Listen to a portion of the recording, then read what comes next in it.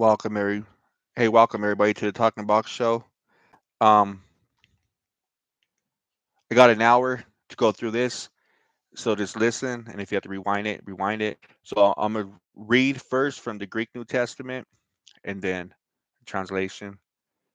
And I want to point things out here in John chapter 1, verse 1 through 18. This is going to be unconventional. This is going to be new information to your mind.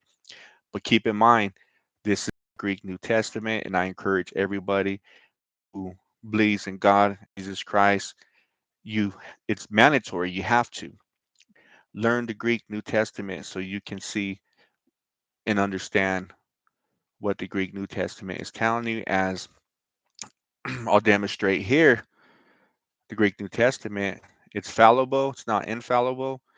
Um, Secondly, it's intentionally mistranslated in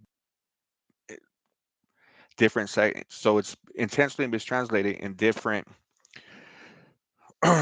parts of the New Testament. It could be a whole chapter, it could be a verse. I mean, so that's why I encourage people to study and learn the Greek New Testament.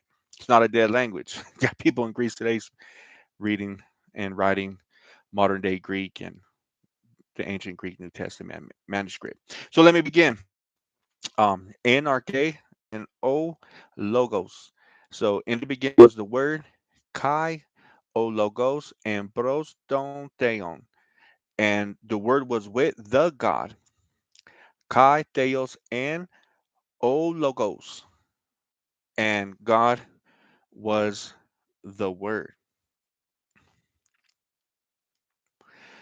I know in your English translated Bible, right here, John chapter 1, verse 1, is translated as the word was God, right?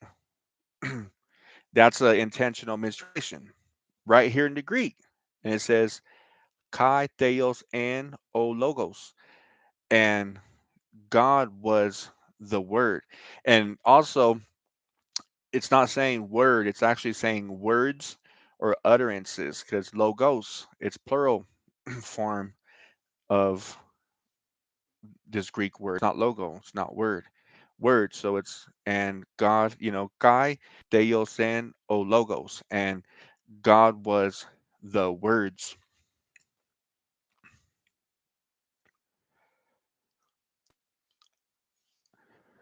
Otos and Enarche Proston Theon. It I know it, also in American translated Bibles it says he, but it's really saying um it because it's talking about God. It's not talking about the word. Um or actually it's talking about the word and it's not talking about God. And logos is logos is going to be it's a noun, so it's better understood as it, but it also can be he, but it's really saying it. Otos and anarche proston theon. It was in the beginning with the God. And verse 3, Panta di autu egenito. All things through him came into being. Kai kris autu egenito ode and o jejonen. All things through him came into being, and without him came into being not even one that has come into being. And auto zoe en kai is zoe and to phoston anthrophoton. In him life was, and the life was the light of men. Kai to phos en de scotia, and the light in the darkness. Pene shines. Kai escotia auto u kataleben. And the darkness it not overcame. Egenito anthrophotos apostelmenos para deion anoma auto iones.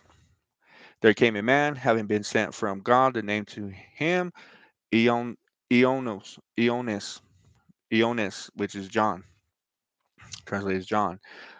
Autos, so he, um, Elfen es parturian ina par, parturese peritu photos ina pantes pestuisen diatu.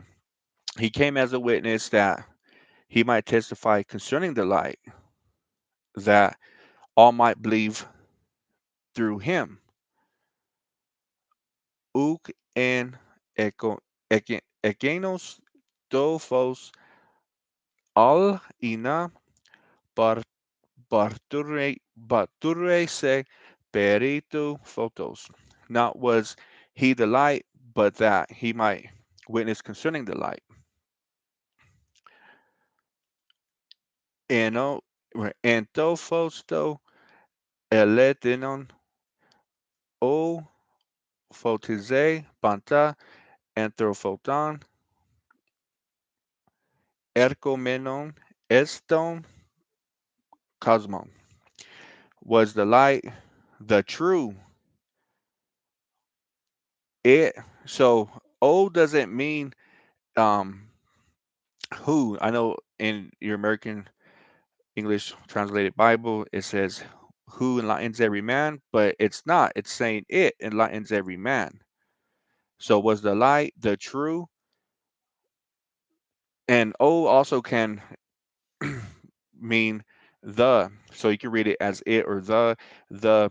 It doesn't make sense in English, right? The enlightens. So it can also mean it. It enlightens every man coming into the world. Don cosmon. Ento cosmon en kai o cosmos diato egenito kai o cosmos auton uk ed egno. In the world, um, so right here in John chapter 1, verse 10, it also says in your Bible, in the world he was, but in the Greek it says ento cosmon en. So there's no he. And they always translate en, which is a past tense verb in Greek, ancient Greek language, and it just means was. So this is another intentional mistranslation by the scholars, right? So it says in the Greek, and to cosmon and in the world was, and that's the correct translation, kai to cosmos diatu egenito kai o cosmos auton uch egno, right? So in the world in the world was, and the world through it, and it also could mean him, right?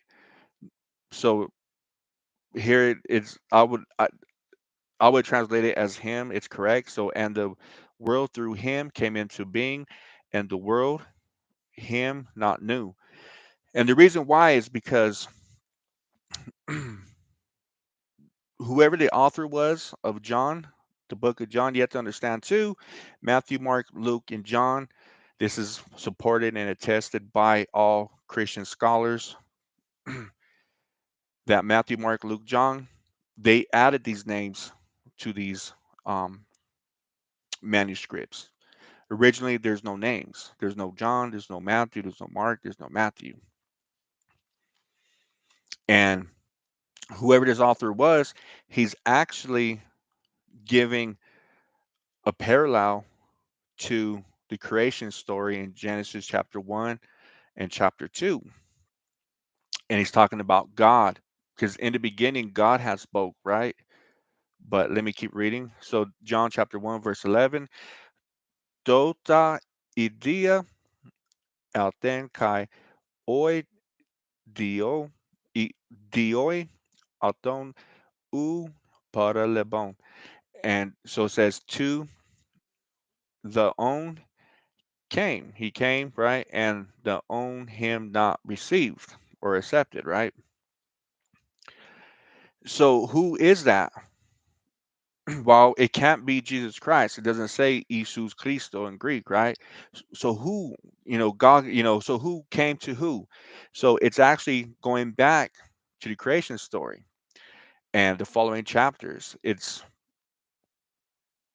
I want to say, paralleled to what the Pharisees, the Orthodox rabbis say today, that um somewhere in the Talmud, so I'm just getting a paraphrase off my memory.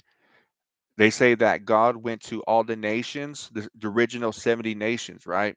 And asked if they wanted to be his servants, right? That he'd make them to a nation if you follow my Torah, my teachings, my word, right?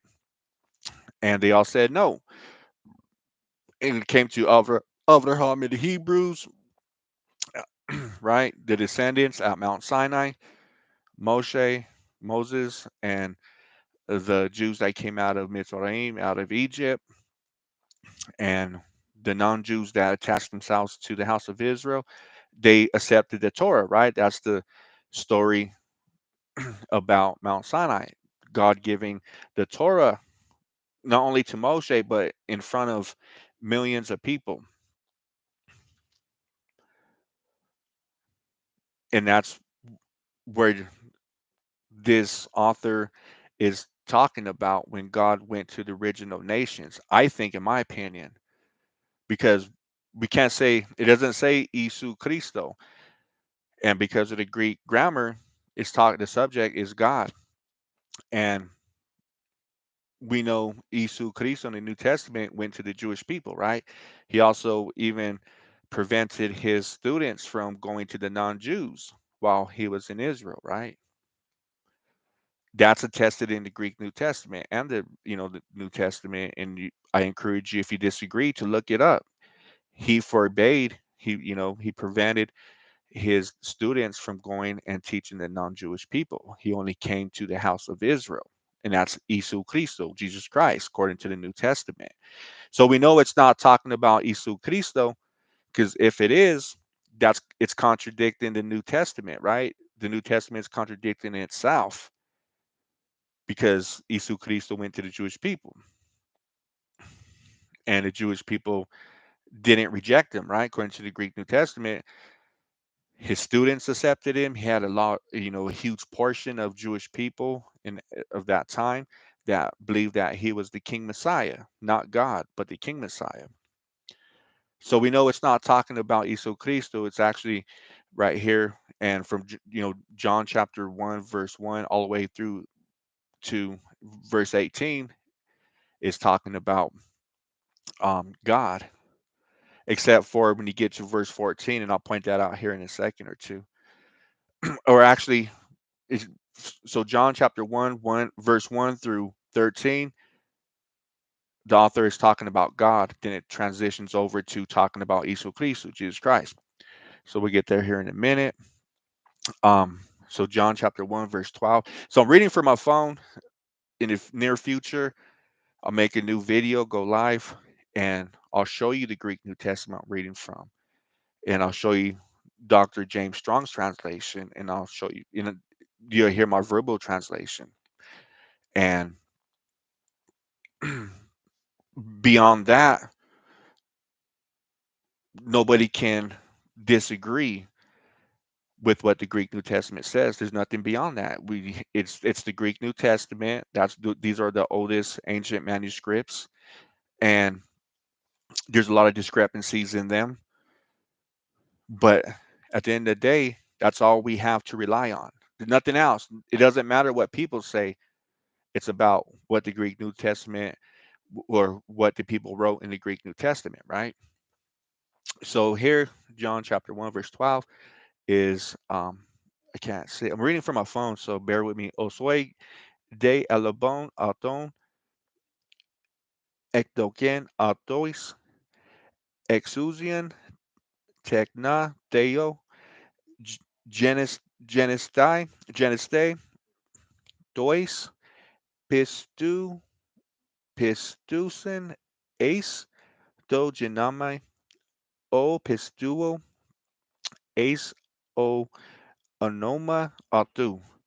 Obviously, I'm not a fluent Greek speaker, right? I study words, I study the Greek New Testament, and this is going 14 years, actually 15 years now, and I don't study this every day. The information I took in maybe challenged my or belief system, how people told me that Jesus Christ is God and this and that, and then so I said, my whole life I always wanted to sit down and be able to study the Bible in the original three languages, which is Hebrew, which is Aramaic, and Greek.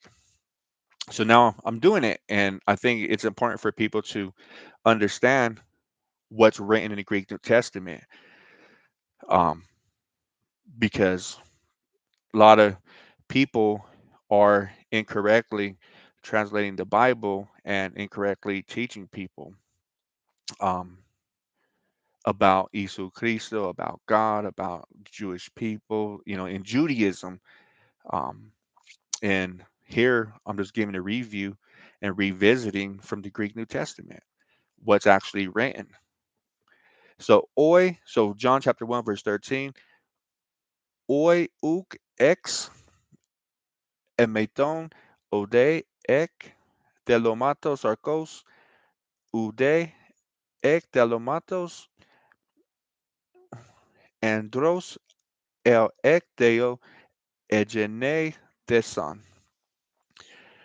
So who not of blood nor of will, of flesh, and it doesn't say of flesh, it says telomatos arcos, which is will flesh, but we have to add that in there to get a proper English sentence. So will of flesh nor of, because ek is could mean also outside, but this is what is translated as of, and telomatos once again will, and andros of man, right? But of God we're born.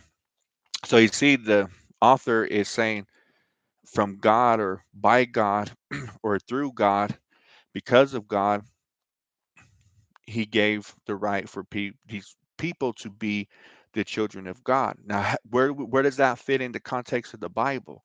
We find out, right? The Jewish people are the children of God. That's so keep in mind, Jesus Cristo, he never went to the non-Jewish nations. He only went to the house of Israel and the lost sheep, right? The lost sheep of Israel. And he prevented his students from teaching the non-Jewish people. Now, he might have had interaction with the Samaritans, right, or Samaritans, but you also have to keep in mind these were also Jewish people too, not under Halakha, but genetically through DNA. They trace their DNA back to Yaakov, Jacob, right? So he's only teaching to the house of Israel. And so here's John chapter 1, verse 14. Kai o logos sa sarx egeneto que es esquenosen en emen kai ethasameta den doxin atu doxin can't see it. Okay, os monogenos para patros, os monogenos para pater, fleres caritos kai aletheus. So here he's saying, and the word, right? Logos, the words, flesh became and dwelt among us, and we beheld the glory of him, a glory as of an only begotten from the Father, full of grace and truth. Um, Iones, so here's John chapter 1, verse 15. Iones parture periatu kai kekragen legon autus en on epon o episo. Can't see if that's yep. Mu eglomenos en proso en hold on. En pro Emprosten. Okay, emprosten mu jejonen oti protos mu en. Now I just went over these verses like right before I made this video, reacquainting myself with the Greek language. So it could just be I'm on camera and I'm shy. I don't know, but um, I'm having a struggle right now reading the Greek New Testament. But so, and it's translated as John witnesses concerning him, right? Autu kai kekargen. He cried out saying, "This was." So here's a prime example right here in John chapter 1, verse 15, where going back to the previous verses, autos. Autos is translated as he, but here in the Greek New Testament, autos is being translated as this because it's a non-gender word. I mean, it can be translated as a he. I mean, it's a gender word, but it can be translated as he, she, or it, right? So he says, and he cried out, legion, which is saying autos. It was. So it says and, it doesn't say he. I know in your English translated Bible, it is say this was he, but it says this was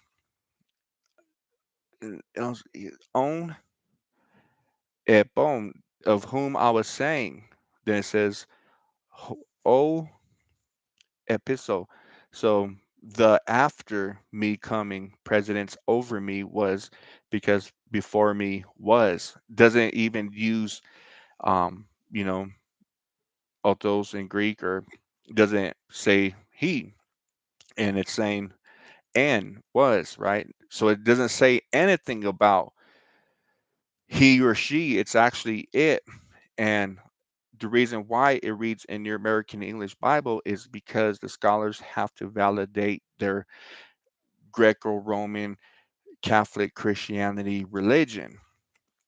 They have to validate it by intentionally mistranslating the Greek New Testament in English and probably all the other languages that it's translated in to make it appear, right, to justify, to validate that Jesus is God.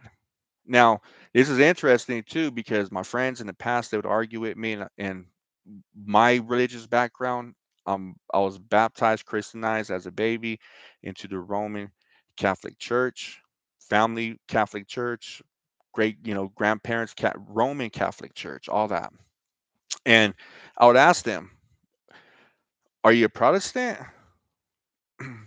Are you or a Catholic?" And they wouldn't understand. And I was like, "Are you?" They'll say, "No, we're not Catholic. We're Christians." I was like, "So you're a Protestant then, right?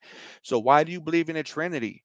Because originally the Trinity doctrine it comes from the Greco-Roman Catholic Church, those Christians, the Catholic Christians, and they had no rebuttal, right? They couldn't answer, and as they explored and educated themselves, and they have a better understanding that there is no Trinity in the Greek New Testament, and if you identify as a Christian and you're non-Catholic, why are you believing? Are you blending your Protestant Christianity or Baptist or evangelical Christianity, whatever you are, right? Are you blending out with the Roman Catholic Church doctrine of the Trinity? Because that's where it originated from, going back prior or just about at the beginning of the fourth century AD. And I think it was Jerome. I don't think it was Jerome who made this Trinity doctrine. I can't remember off back, but you can Google search it and you can find out who created the Trinity doctrine. And that's why it's always intentionally mistranslated. Doesn't say he, it just says was. That's it. And so John chapter 1, verse 16. Let me make sure my microphone's on because I could be recording right now and have no voice, no audible, no audio. So here we go. It says right here, ot ektu plero matos autu emes pantes elabomen kai karin anti caritos. So him, for from the fullness of him, we all have received. So it doesn't say then grace for grace. It's actually saying in the Greek, it's saying kai, which is and. So it says kai karin on anti carito. So we know in English what anti means, right? So literally, this is where the English word comes from the Greek, the ancient Greek language. Anti, right, means to be against something or opposite of something. So it's really saying kai karin anti caritos. So what does that mean? And so there's two ways. I think I forget which two Greek words it's using to describe the English word kindness and favor.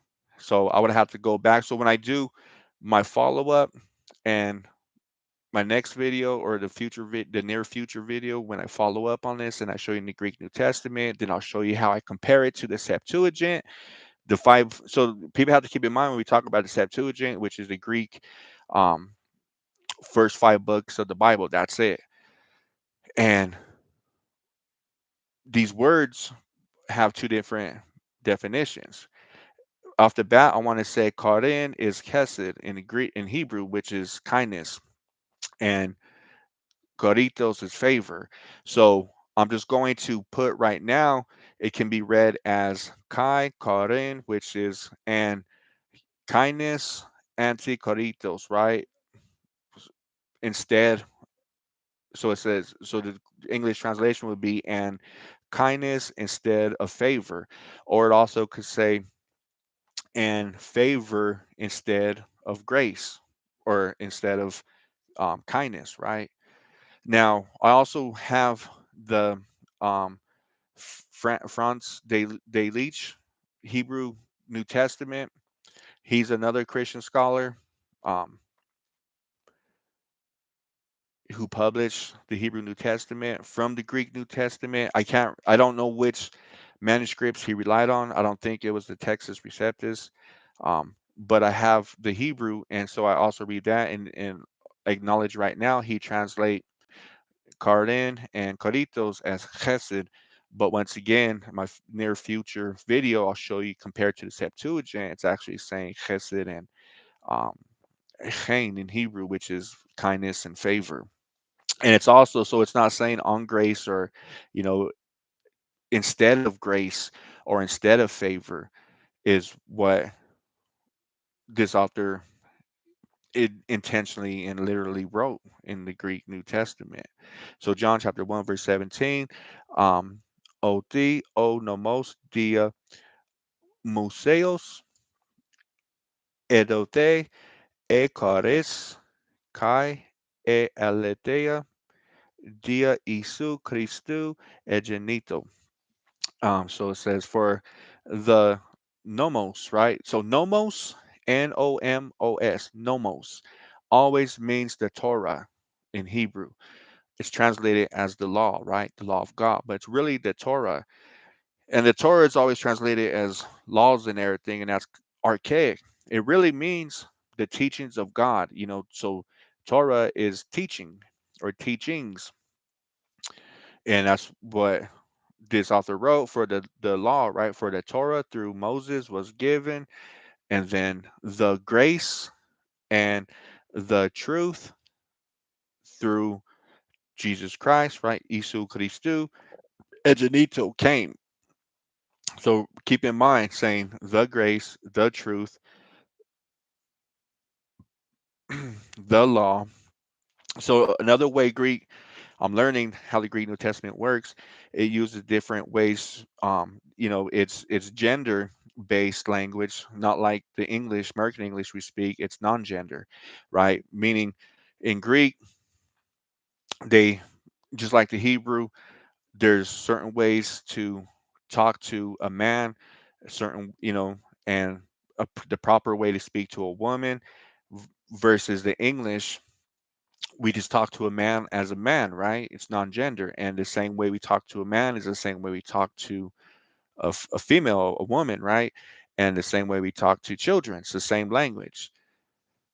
And so it's not like Greek New Testament. And the Greek New Testament, also because of the academia level they were at, these are concepts. I'm finding these are concepts, right? Because it's always using the law, the grace, the truth, because those are concepts, those are nouns. And to me, it seems how the ancient Greek New Testament works. I don't think this is Koine Greek.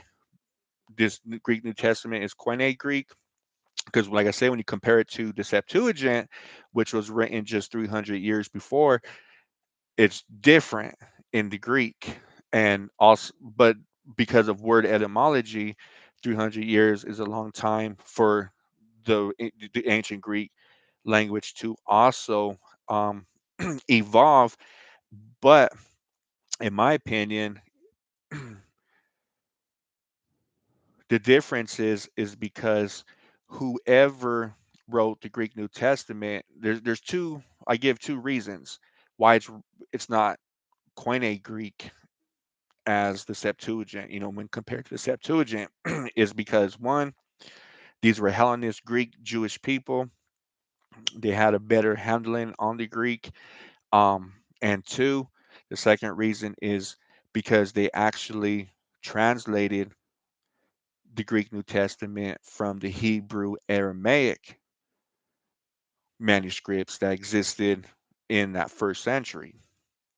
And actually, I'll give a third reason to support that. The reason being is because after the room, the Jewish Roman War of 70 AD, when the ancient Roman government destroyed the temple and enslaved the Jewish people and murdered a lot of Jewish people too, a lot of sages, right? Even the brother of Jesus, right? Jesus, Yeshua, his brother, who was it? Because Jesus, Paul, these students were also part of the Essene community up in Damascus. That's why Paul was going up to Damascus with the intention to arrest the Essene community. He was actually, I wouldn't say persecuting the Essene. Paul was a Pharisee. He was Torah observant. He didn't do anything wrong. He was doing what he's supposed to do. Anywhere in it, God tells Moses, Moses tells the nation of Israel, when people are committing or worshiping a different God or violating the Torah, you have to go investigate. And if it's true, you have to hold them accountable and bring them back to the Sanhedrin and go through the court system, right?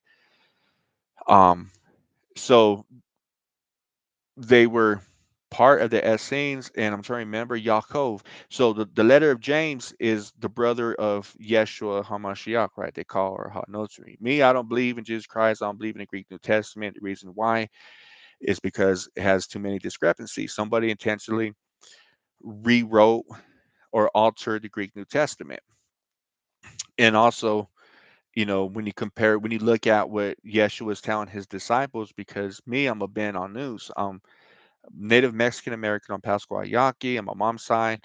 They're on my dad's side is Sephardic jewelry, and also my mom's side is Ashkenazi jewelry from Germany, Yugoslovakia, Ukraine, Russia, even going all the way to Mesopotamia, and then my ancestors went over there into Africa, um, West Africa. So when Jesus Christu told his students, right, the Jewish students, disciples, Talmudim, the students of the Torah, students of Moshe, right? Just like Jesus Christ is. He's a Pharisee. These are all Pharisees. And Yeshua is a Pharisaic rabbi. He in I think, is it Matthew chapter 23, Mark 23?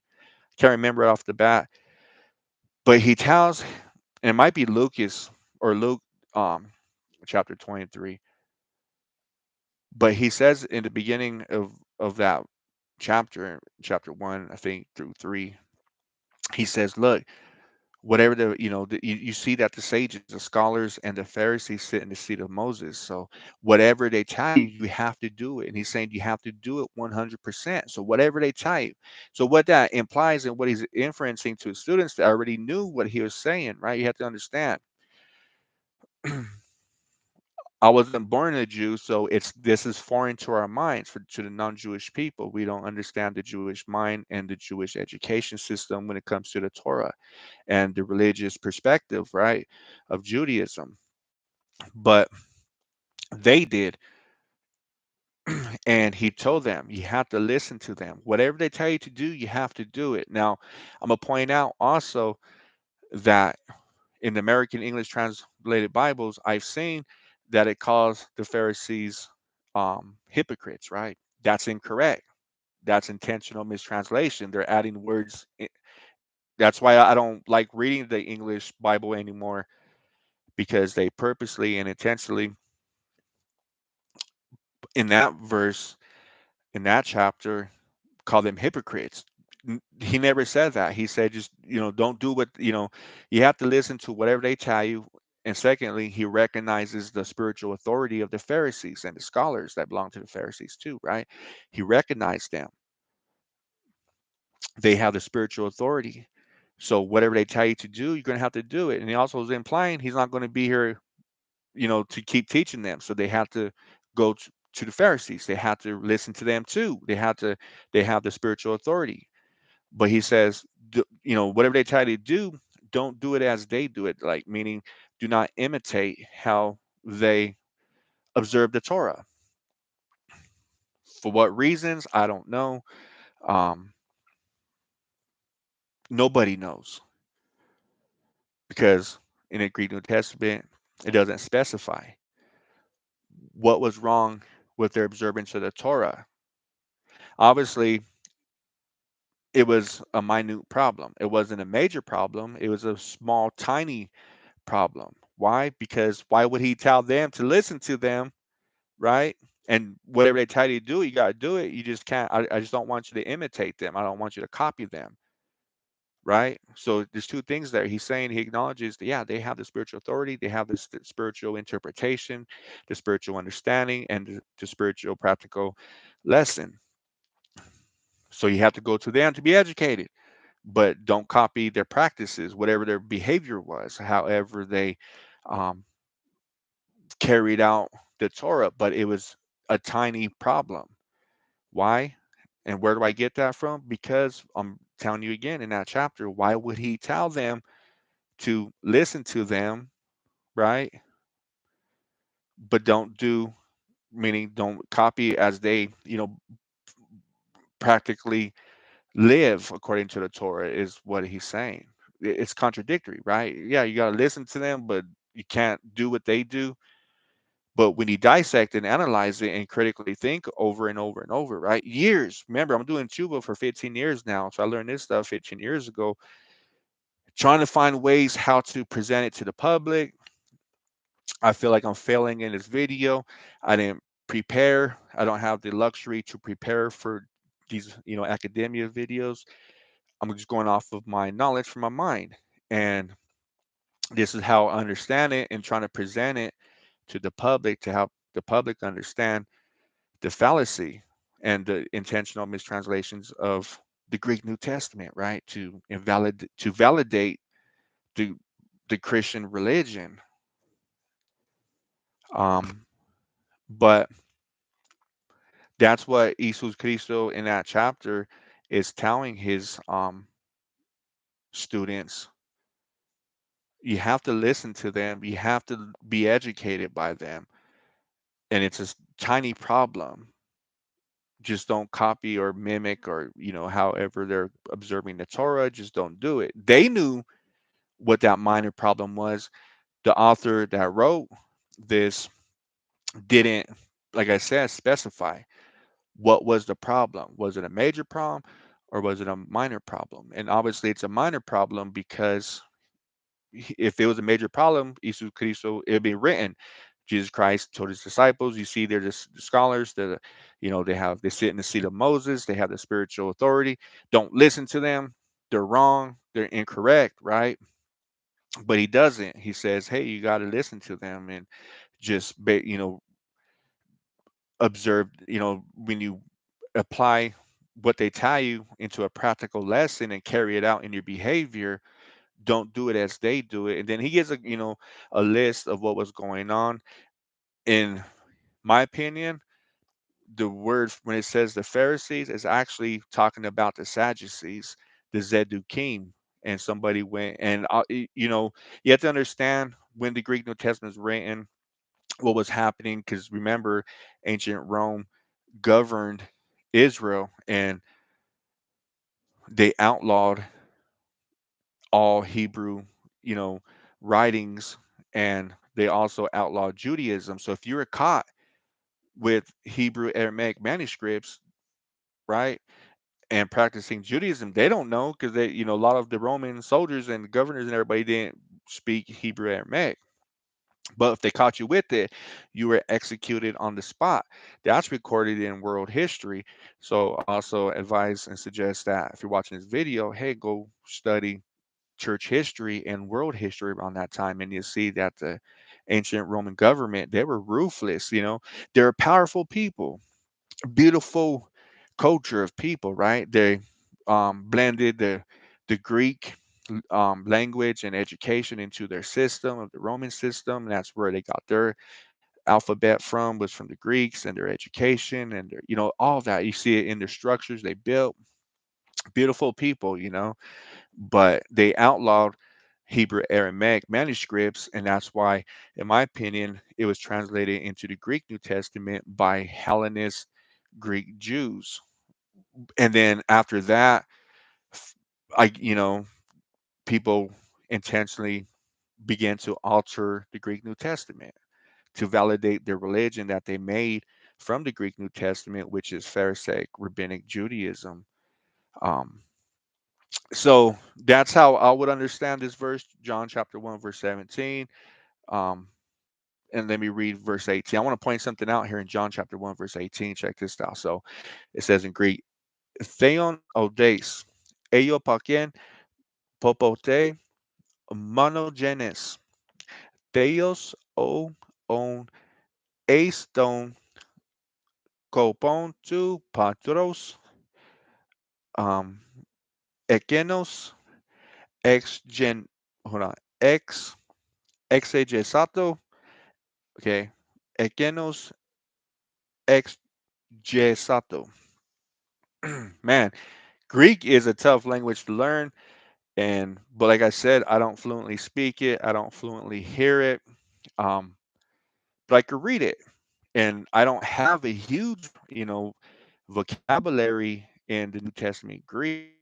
I still have to pull out a dictionary to understand the Greek because I don't hear it every day. I don't read it every day. And even in 15 years, I have a vocabulary, the Greek New Testament reading and understanding. It's not for speaking to people in modern day Greek or anything, but I know if I went to Greece, or if I wanted to learn the modern day Greek, then I would have an easier time understanding because I could read the Greek, the letter system, and I have a small vocabulary. So here it says Theo. So Theon Eldes. And so it says God no one has seen, right? Eyopaken means has seen. Um, ever yet. And it doesn't say it just says, begotten God. And it says monogenes, Theos. And then it says own, right? Being, which means being, as stone, Kopon, which is bosom, tu, patros, which is the father.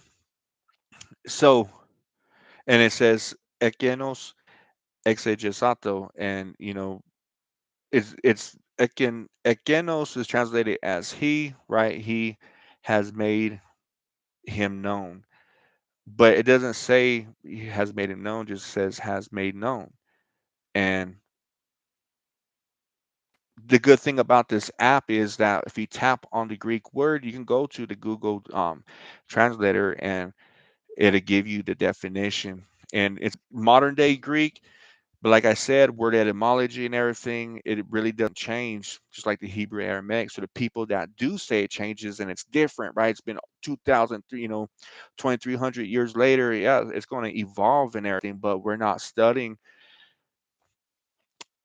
in a manner, as I study the root words. The root words are always going to stay the same. And that's why you got to learn to differentiate from ancient Greek and modern day Greek if you learn it and everything. Of course, it's going to change because it evolves and everything, but this is like going back 2,000 years ago and reading the Greek New Testament, right? But the Google search also is pretty accurate around, I would say like 98% accurate when translating the Greek New Testament, because I also compare word word to the Septuagint, right? And I also compare it to the Hebrew New Testament that was translated in Hebrew and Aramaic by the Christian scholar Franz de Leeds. So I wanted to point out that right here, when it says monogenes, monogenes means one cell. Okay. And I just want to point out, it doesn't say only begotten. It's really saying in Greek, monogenes is like one cell, right? A cell, cell, going into DNA and into that academia world. So the way the Greek New Testament presents Jesus Christo that I noticed compared to like First Corinthians chapter 15, I think chapter or verse 42. But read the whole chapter of First Corinthians chapter 15, and you'll see what I'm talking about in the English, right? Read it in the English. I read if you also have an Android phone, go to Play Store, Google Play Store, and download the John Darby Bible. It's better English, and it was translated, over 100 years ago. But there, Paul is also describing Iso Christo as the epitome of creation. Like right here, monogenes. He's the epitome of creation. Who is the image of God? The New Testament and Paul is saying that Isu Christo is the image of God. And we're made in the image of Isu Christo, of Jesus Christ. So I got to go. My roommate came. God bless you guys. I only had an hour. I went over time. I got to get off. God bless you guys. Guys, have a good week. And wait for my future near, my near future video when I'll show you in the Greek what I'm talking about. God bless you guys.